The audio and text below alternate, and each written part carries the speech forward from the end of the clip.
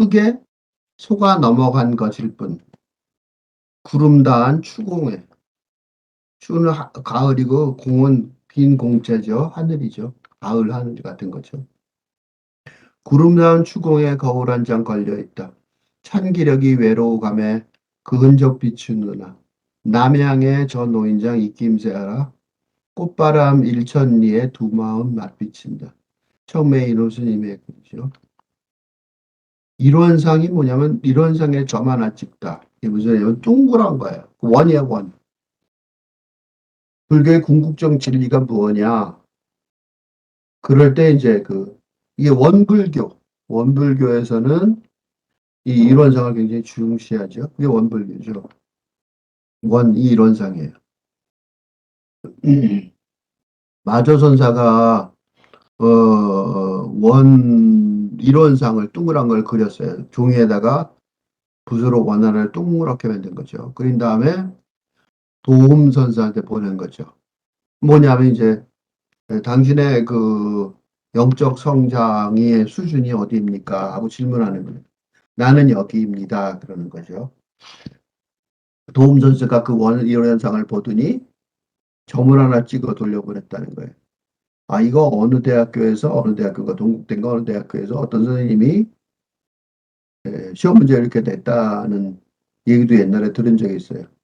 뭐 1번 그럼 동그랗게 하나 딱 보여준 거죠. 하긴 당황했겠죠. 불교학과에서 그랬겠지. 그랬다는 얘기가 있어요. 후에 남양국사가 듣고는 이르기를, 남양국사나 도움선사나 마조선사나 다 큰 스님들이죠. 대단한 사람들이에요.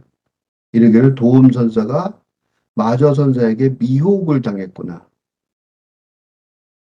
미혹, 그러니까 혼란스러워졌구나 그런 거죠. 그거에 대한 이제 이런 일화, 이런 스님들의 큰 스님들의 일화, 그러니까 동그란 걸 하나 원을 딱 그래서 내가 마조선사가 이게 내가 도달한 영적 성취요. 그랬더니 도움선사가 점을 가운데 딱 찍은 다음에 돌려버렸다는 거죠. 그랬더니 남양국사가 나중 후대 사람이죠. 도움선사가 마조선사 뭐 때문에 혼란스러워졌다 이렇게 얘기하는 거예요. 그거에 대해서 그런 상황에 대해서 청매 스님이 그러니까 이제 이런 일화가 왜 중요하냐면 이런 일화를 보고 알았는지 못 알아듣는지 시를 쓸 수가 있는 거죠. 그 시를 쓰고 그 시를 보면 이 스님들 경지에 가 있는지를 알 수가 있는 거예요. 그러니까 선시가 그래서 중요하고 선시를 읽고 쓰는 것이 쓰고 또 읽을 수 있는 것이 읽을 수 있고 죽을 쓸 수 있는 무슨 뜻인지 알고 그런 것이 굉장히 중요한 훈련이 되는 거죠. 구름 없이 맑게 갠 하늘이 일원상이다. 그러니까 이제 청매 스님은 마조선사가 보낸 일원상을 뭐라 그러냐면 구름 없이 맑게 갠 하늘을 일원상이라고 그러는 거죠. 그죠? 찬 기러기 한 마리 지나가며 뜻하지 않게 흔적을 만든다. 하늘을 보시면 요새가 가을이라서 이제 설사들이 돌아가려고 하늘을 가로질러 날아가는데 갈라가면 흔적을 만들죠. 그러니까 남양국사는 도움선사가 그 일원상에 점을 찍어봐야 구름 없이 맑게 가을 하늘이 전부지. 지나가는 그 기러기 한 마리는 뭐 때문에, 그지? 거기다가 기록을 하냐고. 그렇게 기록하면 구름도 그려야 되고, 뭐, 산도 그려야 되고, 그건 아니죠. 음, 핵심 진리는 이론상이다 이거죠. 그래서 남양국사는 이런 소식을, 이런 걸 다 알아챘 거다. 그래서 이제 미혹당했다라고 대답했다는 거예요.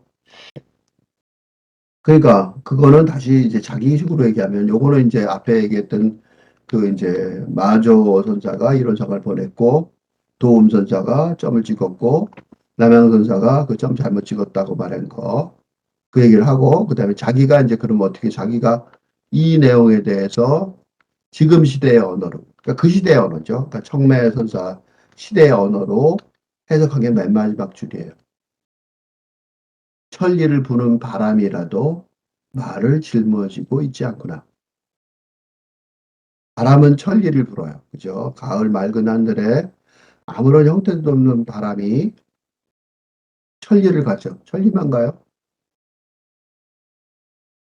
지구를 한 바퀴 돌죠. 태풍 같은 거 오는 걸 보세요. 엄청나 멀죠. 천리래 하면 얼마 안 되죠. 말을 짊어지고 있지 않다는 거예요. 말, 언어, 표시, 흔적.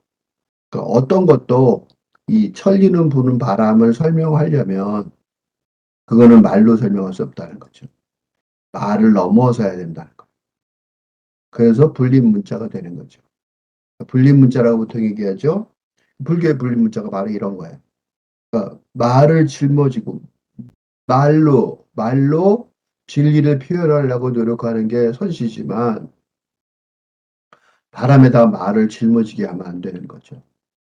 그거를 이제 2020년, 2000년대 후배가 또다시 읽은 거예요. 맑은 하늘, 그게 진리의 형상이라는 거죠. 일원상이니까. 새 한 마리가 지나갔다고요. 그럼 점이 돼요? 이게 이제 그 마조선사와 도움선사의 이제 얘기예요. 네, 여기까지가 이제 그 질문이에요. 근데 이제 여기서부터는 이제 내가 해석한 거죠. 그 점을 보거나 하나에 지나가요. 그럼 진리를 볼 때 맑은 하늘 같은 이런 상이 그런 거죠. 모든 것에 다 통하는 게 진리일 거 아니에요? 하늘은 어디에나 있잖아요. 그게 진리의 형상이라면 원칙이, 원래 모습이겠죠. 진리가 원래 그럴 거예요. 맑은 하늘 같을 거예요. 그죠? 만약에 진리란 게 있다면 그 진리는 그걸 형상으로 굳이, 이미지로 굳이 표현하자면 맑은 하늘로 표시하면 좀 그럴듯할 것 같아요. 그죠? 그래서 그 맑은 하늘이라고 이미지를 굳이 말한다면 그것도 일부러 말한 거죠. 친절하게. 그래서 이런 글들은 보통 다 자비심의 발로예요. 꼭 얘기할 필요 없는 걸 갖다가 사람들한테 알려주려고 얘기하는 거잖아요. 그래서 이 스님들이 말해준 걸 다 고맙게 생각해 줘야 돼요. 꼭 말할 필요 없는데 말을 하는 위험을 무릅쓰는 거죠. 그런데 이 점을 보거나 또 그걸 친절하게 말로 하면 그건 다 벌써 크게 속아 넘어간 것뿐이라는 거죠. 그걸 점을 또 굳이 거기서 새가 지나가긴 해요. 새가 지나가죠, 하늘에. 그걸 그 점을 보거나 인식하는 거죠. 그걸 말로 하면 그렇게 친절하게 말로 하면 안 된다는 거죠. 그거 왜 안 되냐면 그건 벌써 크게 속아 넘어간 거예요. 이런 얘기들을 할 때, 이런 글들을, 이런 걸 말할 때, 이 속아 넘어가는 이렇게 부정적으로 말할 때가 많아요. 왜냐하면 긍정적으로 어디 존재하는 존재성을 가진 얘기로 진리는 여기 있어. 그럼 이미 진리가 아닌 거죠. 그죠? 그래서 말을 꼬아서 해요. 이거 좀 많이 꼬아서 한 거죠. 그죠? 진리를 공부하는 데에 위험한, 어려운 점이 바로 이럴 때 있다는 거죠. 그죠? 서로 얘기하면서 진리에 대해서 공부하면서 얘기하는데, 얘기를 하긴 해야 되는데, 잘못하면, 맑은 하늘에 있는 점 같은 거 하나를 인식해서 그게 굉장히 중요하다고. 맑은 동그란 데도 점 찍으면 점만 보일 거 아니에요. 근데 사실은 동그랗게 진리인데 점은 있긴 있죠. 근데 그걸 있긴 있다고, 있지 않진 않아요. 새가 지나가긴 해요. 새는 있어요, 하늘에. 아직 안 죽고 있어요. 하지만 그걸 보면 안 되는 거죠. 그리고 친절하게 말로 바꾸면 안 되는 거죠. 그건 잘못된 거예요. 왜? 그건 크게 속아 넘어간 거거든.